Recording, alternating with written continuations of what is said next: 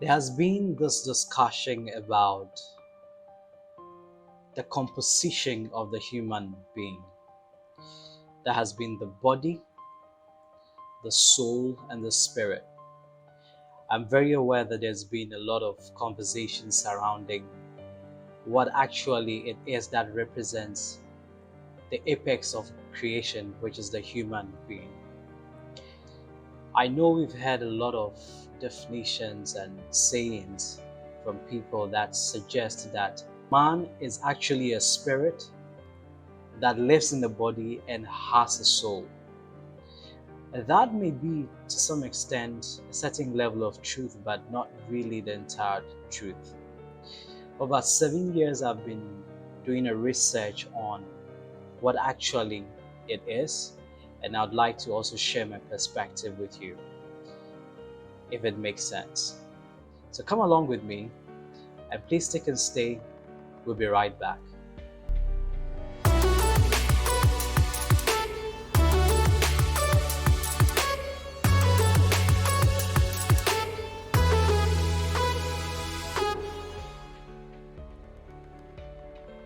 Welcome back. My name is Quist, your Mindsurgeon. If you haven't subscribed to this channel, kindly subscribe and click on the notification button and share with your family and friends so that anytime I upload a new video, you get notified. So we're going to talk about the composition of the human being that has to do with his body, his spirit, and his soul. Like I said, over 7 years of research, I've come to conclude that man is actually a soul that lives in the body by the spirit. Man is a soul that lives in the body by the spirit. And I'll explain to some extent so that we could understand the reason why I'm concluding on this. Let's start with the body. The body is a very essential composition of the human being, because without the body that is physical, you cannot relate with anything in this earthly realm. The earth we live in and the entire universe is largely physical, because that's what we see and we can touch and we can feel externally using our bodies. The body suggests to me that it's actually a suit. The body is actually a whole system that is run by a lot of organs coming together to form a complex system that makes us able to live, develop, and die on this planet Earth. As a human being, with respect to the body, you need your body to be healthy. And that is why, if anything can be done by a spirit on this physical realm, it requires an earthly suit. And that is why the body is very important. If we should move to the spirit is also very important, because that is where life emanates from. And so if you have an entity that it's life in itself and wants to do anything on this earthly realm, it requires a body. And so with respect to the body, as far as the spirit is concerned, anytime the spirit wants to carry out an assignment or work done on the earthly scene, it must situate itself in a body. So when we talk about the soul, now the soul becomes the interface within which the spirit does work on earth. So it's more like the middle component. So the soul is the middle component. And when we say middle, we are talking about medium, because it separates two compositions, that's the body and the spirit. And once it's a medium, then it becomes a media. And that is why man's current best friend, apart from the dog, has become our social media. And so you can't do away with your phones, because the social media connects you to other people who might not be close to you in terms of proximity. And that is why Mark Zuckerberg would ask you on Facebook, what's on your mind? And when you write what's on your mind on Facebook and update it, the whole world gets to know what actually is on your mind. And so the soul being the interface with which the spirit carries out work on earth. through the body, the soul is very important because that is where you take all the decisions. So quickly, we would like to go to the whiteboard. Then I'm going to explain in graphical terms or with an illustration what actually the body, the soul, and the spirit stand, and how they work with each other, and how they work individually, and also help us and understand and appreciate why we get addicted to certain things and how we can solve them based on what exactly it is we're dealing with. So we have the three compositions of man. That's the last one being the spirit.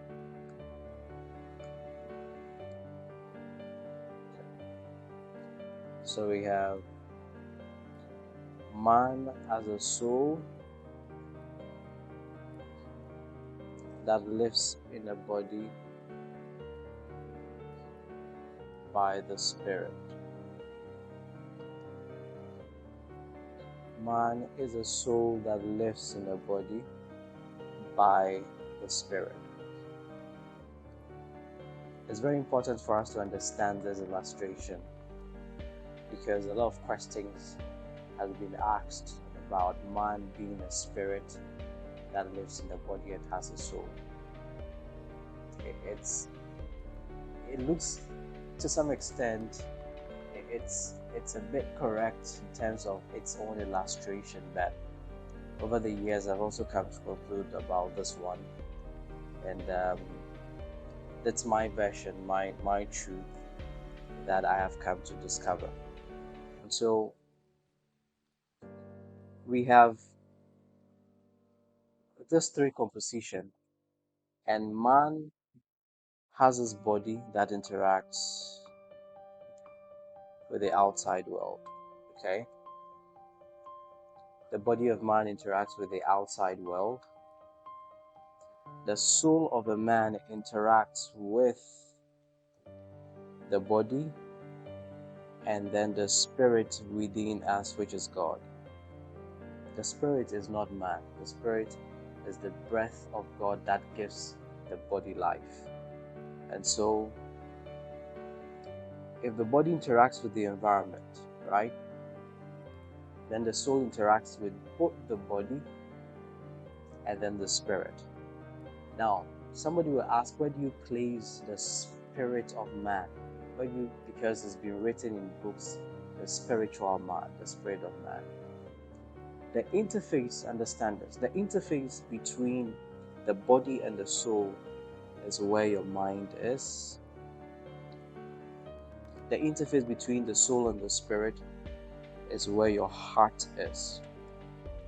A lot of people get confused about the difference between the heart and mind. They're not the same.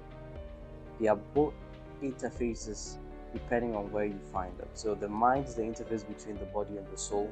The heart is the interface between the soul and the spirit. Okay? Now, the interface between the body and the soul, which is the mind, is what creates your mental realm. Right? And then the interface between the spirit and the soul, which is your heart, is what creates your spiritual realm, what you call spirituality.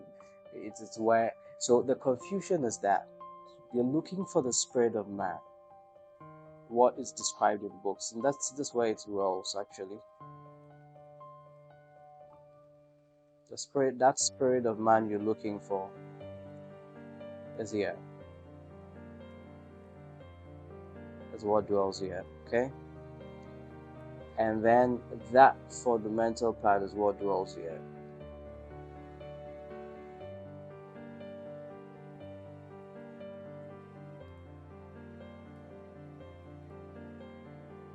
Okay? So when you have an external effect on the body through sound, through sight, that hits your five senses, right? Information is sent from your body to your soul through your interface, and that's the mind. Okay?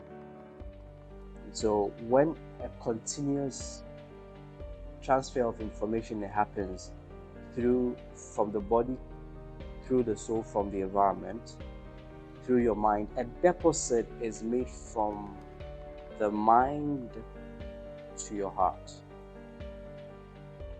And so when it's repeated several times, okay, a content is created here in your heart realm, right? And that is where it becomes, as a man thinketh not in his mind, but in his heart, so he is. As a man thinks in his heart, so he is. Not in his mind, because if you think in your mind, you can easily forget it or decide not to work with it. But when it enters your heart, that becomes the real you, and that's where you are. So the man, as a man thinking is heart, so he is this man. Okay? Because this is your spiritual part.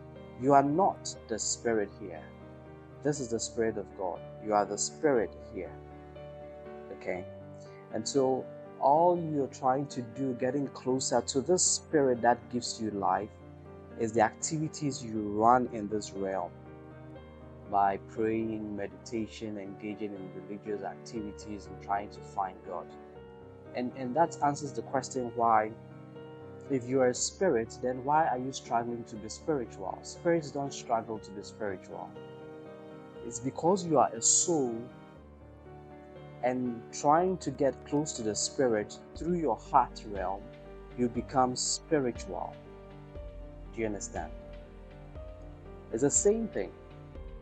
So when you have an addiction that occurs in the mind realm, your mental realm, okay, it's quite easy to solve it through counseling, psychological therapies, or reverse psychology and all of that.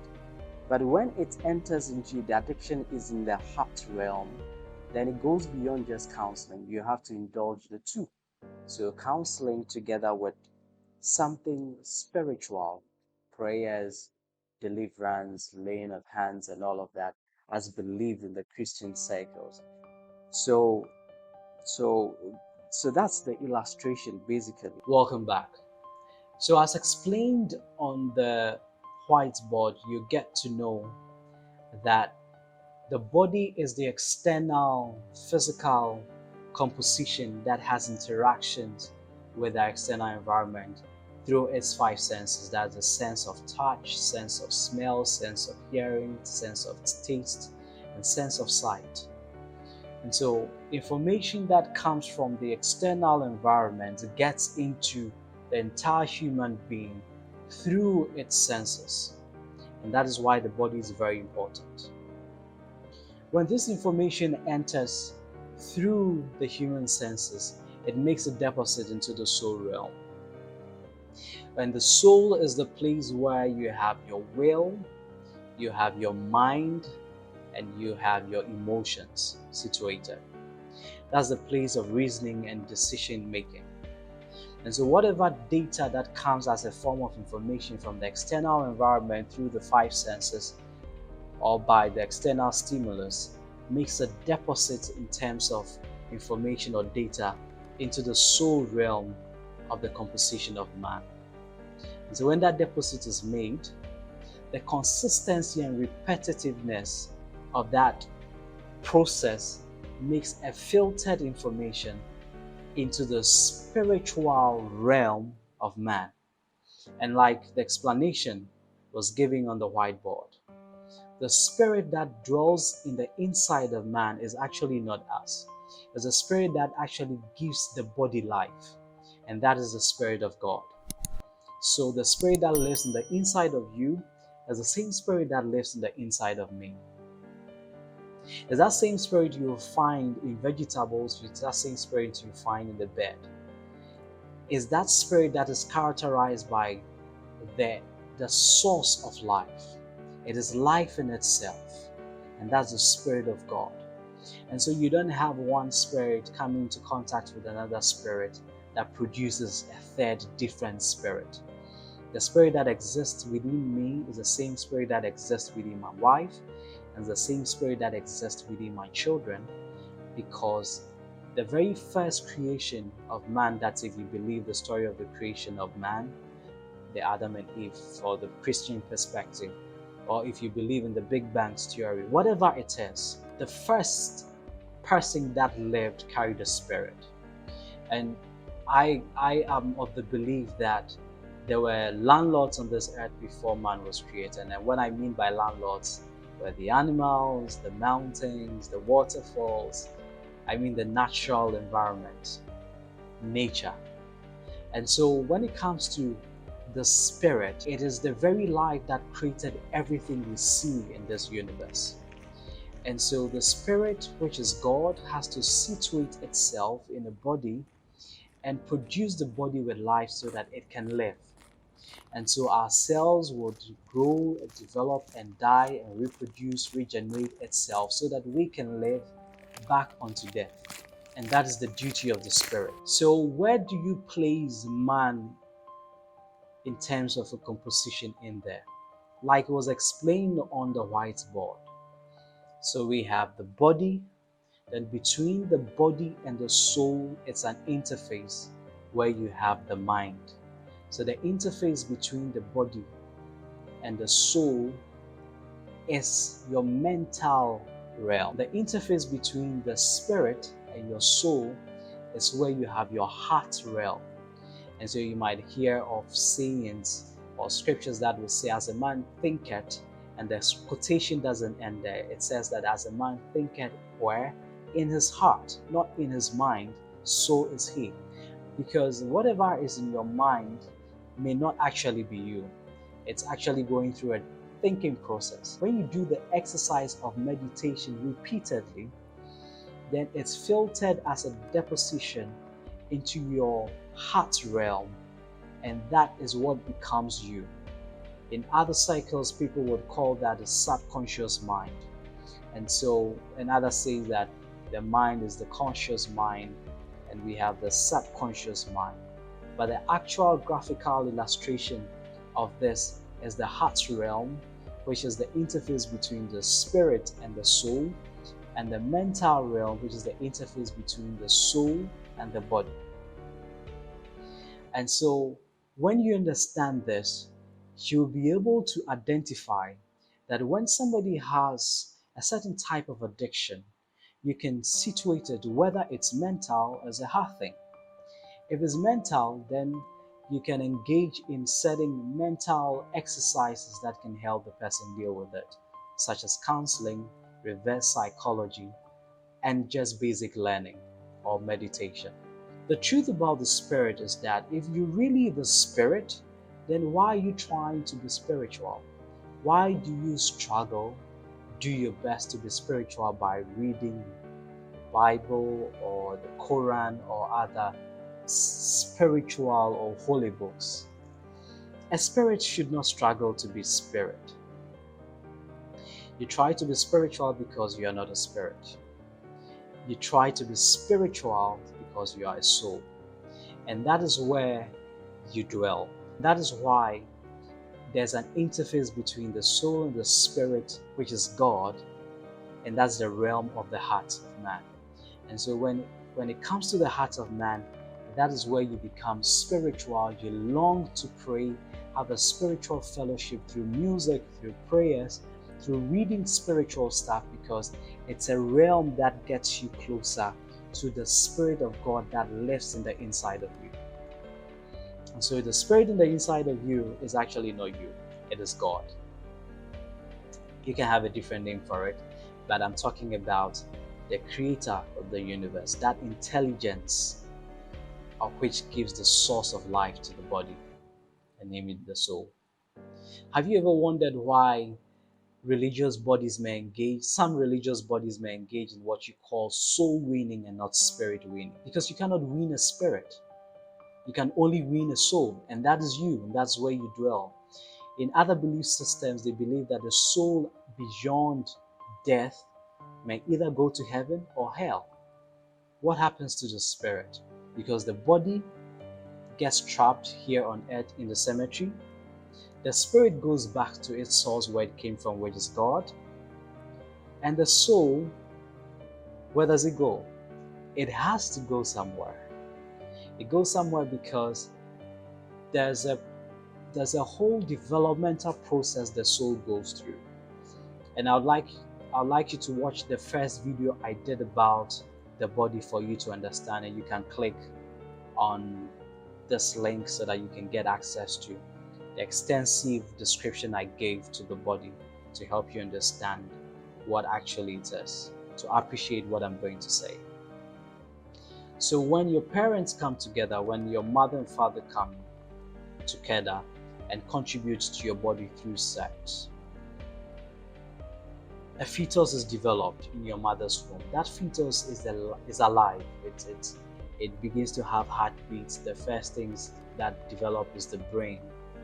Now, do you call that fetus a living being? Yes, of course, it's a living being because it is alive, because the spirit is present. But that fetus has not gained consciousness because it doesn't know where it is. Even when a baby is given birth to, the very first few hours, the baby cannot really tell in terms of its consciousness where it is. It can only tell us that it's having a discomfort because it's come out from where it used to be by crying. But you cannot tell the face of the doctor that or the nurse that helped him or her come out. It cannot tell that it had a sound. It cannot tell its environment because it has not gotten to the point where the soul is developed so well to have that level of consciousness. But the truth is that the soul was present. The soul is present because the soul pre-exists before it now begins to grow situated in the body. The soul always exists when a body is formed through the spirit that has made a deposit of itself in that container called the body. Then the soul begins to form itself through the information that comes to it through the filters of your body. And that is why if you look at a baby, for example, sometimes you wonder what they had and why they're smiling to themselves, especially for fresh babies. You look at them and they're smiling, they're giving that smile. Sometimes it could be fake. You wonder who is speaking to them. It's the formation of the soul of that baby. And so the soul begins to recreate itself and gain consciousness of its environment through the body it is now found in. And so there's a scripture in the Bible that will say, before you were formed, your body being formed, I knew you by the soul. And that's basically what that scripture means. I'm giving an example from the scriptural perspective to help our brothers and sisters who belong to the Christian religion. There are other chapters and references in the Quran that also subscribes to the fact that man is actually a soul, largely speaking. So what's the importance of these three compositions of the human being, and why do you need to know them and understand them? A good grasp of the knowledge of your body, your soul and spirit places you in an advantageous position over others. Because once you understand how the body works, you know how to maintain, contain it, and replenish it, so that your body can live healthily, so that your spirit can be relevant in this earthly realm.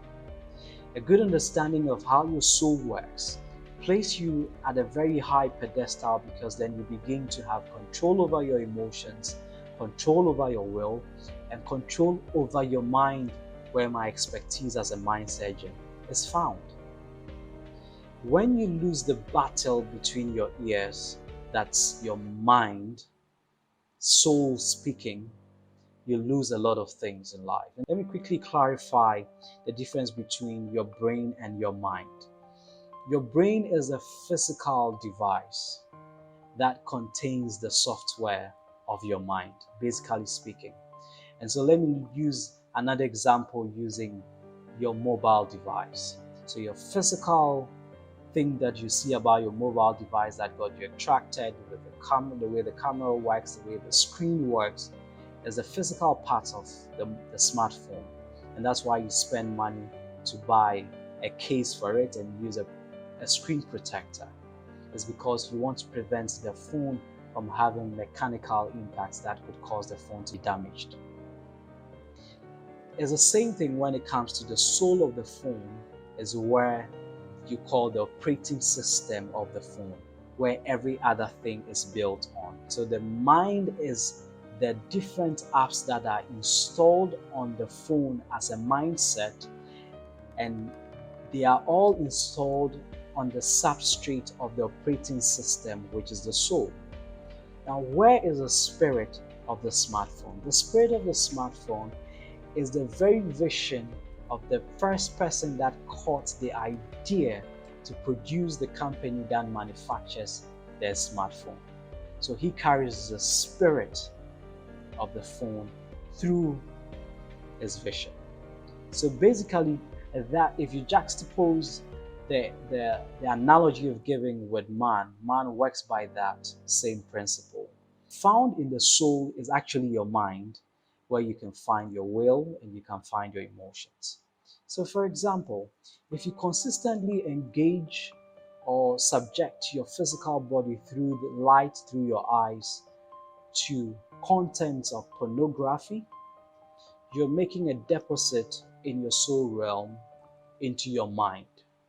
Now what happens is that when you consistently and repeatedly do that exercise, then your will takes a decision because your emotions have been activated.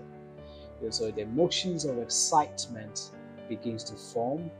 The emotions of getting you aroused sexually begins to form, and that's why you start having erection or you get wet as a woman. Then your emotions get excited, and so you either start touching yourself or having to masturbate. So basically, this is what it is when it comes to your body, your soul, and your spirit. Kindly subscribe to this channel and click on the notification button so that when I upload the next episode, you can be notified so that you can watch and share with your friends. And please don't forget to comment and let me get your questions and some of the topics you want me to treat about this going forward so I can do justice to it.